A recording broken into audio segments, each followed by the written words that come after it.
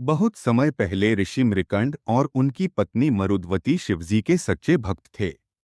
उनकी एक ही इच्छा थी, हमें एक पुत्र चाहिए। उन्होंने वर्षों तक कठोर तप किया और अंत में महादेव उनके सामने प्रकट हुए।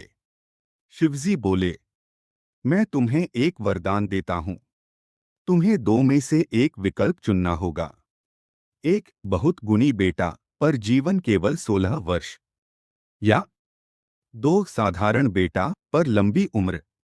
ऋषि दंपत्ति ने सोचा और कहा, हमें गुणी पुत्र चाहिए, चाहे उसकी उम्र कम हो। और जन्म हुआ मार्कंडेय का, एक ऐसा बच्चा जो बचपन से ही अत्यंत विद्वान, शांत और महादेव का भक्त था। जब मार्कंडेय 16 वर्ष के हुए, उनकी मृत्यु का समय पहुंचा। उनके माता पिता रोने लगे और बोले, बेटा, आज यमराज आएंगे। मार्कंडेय ने कहा, अगर मैं सच्चा शिव भक्त हूं तो महादेव मुझे बचाएंगे। वह मंदिर गए, शिवलिंग को गले लगाया और नमः शिवाय का जाप करने लगे। उसी समय यमराज प्रकट हुए और बोले, मार्कंडेय, तुम्हारा समय समाप्त हो चुका है। उन्होंने अपना फंदा फेंका, पर फंदा शिवलिंग के चारों ओर पड़ गया। बस यही महादेव को पसंद नहीं आया। अचानक शिवलिंग फट गया और उससे प्रकट हुए क्रोधित महाकाल। जटाएं खुली हुई, आंखों में अग्नि, हाथ में त्रिशूल। महादेव गरजे, मेरे भक्त को छूने की हिम्मत कैसे हुई? उन्होंने यमराज पर त्रिशूल उठाया। यमराज वहीं गिर पड़े। सृष्टि डगमगाने लगी। देवता भयभीत हो गए।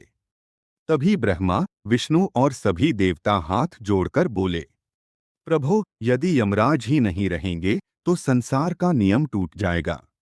शिवजी शांत हुए और बोले, ठीक है, मैं यमराज को जीवन देता हूं, पर एक बात हमेशा याद रखना, जो भी मेरे नाम का सच्चे मन से जाप करेगा, मृत्यु भी उसका कुछ नहीं बिगाड़ सकती। फिर शिवजी ने मार्कंडेय के सिर पर हाथ रखा। आज से तुम चिरंजीवी हो। तुम्हें कभी मृत्यु नहीं आएगी। तुम सदा युवा रहोगे, 16 वर्ष के ही। मार्कंडेय ऋषि आज भी जीवित माने जाते हैं। ये पूरी कथा शिव पुराण और स्कंद पुराण में वास्तविक रूप से लिखी गई है। ओम नमः शिवाय। ऐसी और कथाएं सुनने के लिए हमारे चैनल भक्ति सागर 9050 को फॉलो करें और लाइक करें। कमेंट में हर हर महादेव लिखकर जरूर जाएं। धन्यवाद।